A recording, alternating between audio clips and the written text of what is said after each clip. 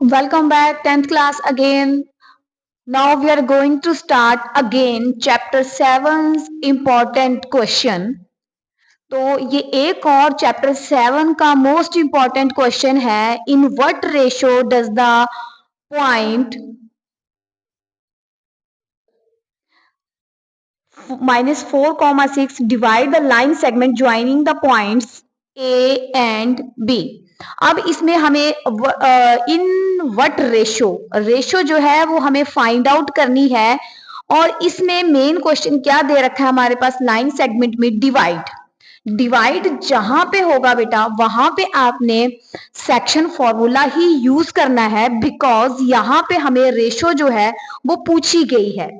तो इसके लिए जैसे हम ड्रॉ कर रहे हैं एक लाइन सेगमेंट, तो ये ए एंड बी जैसे हम उसमें सेक्शन फॉर्मूला में एक रेशो के लिए जो पॉइंट लेते हैं पी.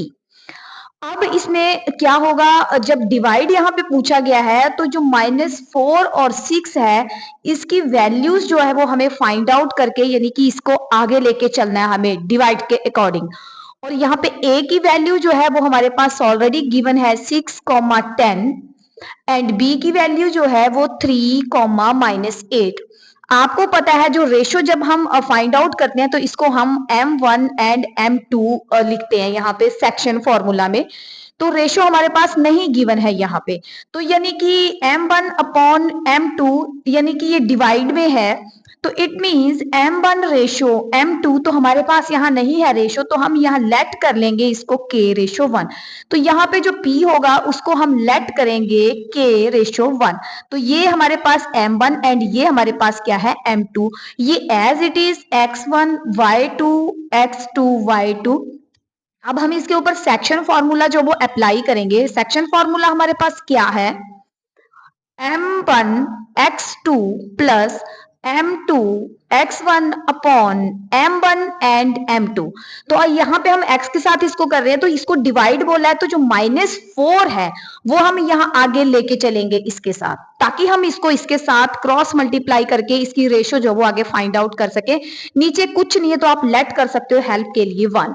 अब हम is equal to -4 divided by 1 is equal to M1 की वैल्यू जो है हमारे पास यहाँ K आ गई, मल्टीप्लाई K X2 की वैल्यू जो हमारे पास 3 आ गई, प्लस M2 की वैल्यू 1 आ गई, मल्टीप्लाई X1 की वैल्यू -6 आ गई हमारे पास.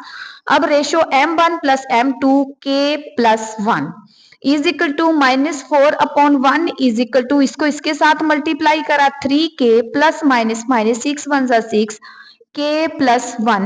अब इसको कर देंगे हम क्रॉस मल्टीप्लाई वैल्यू निकालने के लिए. अब 4 के साथ इसको मल्टीप्लाई करा -4 multiply by K plus 1 is equal to 1 multiply 3K -6. तो -4K प्लस -4 1 4 3K -6. अब हम जो वेरिएबल्स है उनको एक साइड कर लेते हैं. 4K ये प्लस का है, यहाँ आके माइनस में कन्वर्ट हो गया, -6 एंड +4. ये दोनों का साइन सब्ट्रैक्ट और ये आया हमारे पास 7K is equal to -2. K is equal to ये माइनस से माइनस कट गया 2/7, यानी कि ये आ गया हमारे पास 2/7 K की वैल्यू आ गई. अगर आप y की वैल्यू फाइंड आउट करते हो तो वो भी हमारे पास जो है वो सेम आना चाहिए. तो आप इसको चेक कर सकते हो. अगर आप y की वैल्यू जो है वो फाइंड आउट करोगे तो y की वैल्यू जो फाइंड आउट होगी वो किसके साथ होगी, 6 के साथ. 6 is equal to same formula M1 X2 plus M2 X1 M1 plus M2 ये सेम आनी चाहिए. नीचे कुछ नहीं, हेल्प के लिए लेट हमने यहाँ अप्लाई कर लिया. M1 की वैल्यू जो है हमारे पास यहाँ आ गई K मल्टीप्लाई सॉरी यहाँ अभी Y की निकाल रहे हैं हम Y2 एंड Y1. तो Y2 की वैल्यू है हमारे पास यहाँ ब्रैकेट में रख लिया -8 प्लस M2 की वैल्यू आई 1 एंड Y1 की वैल्यू आई हमारे पास यहाँ पे 10. M1 plus M2 K plus 1. तो 6/1 is equal to -8K plus आया आपके पास 10K प्लस 1.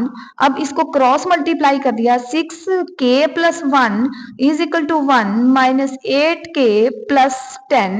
तो ये आया हमारे पास 6K 6 1 6 is equal to -8K plus 10 1 10.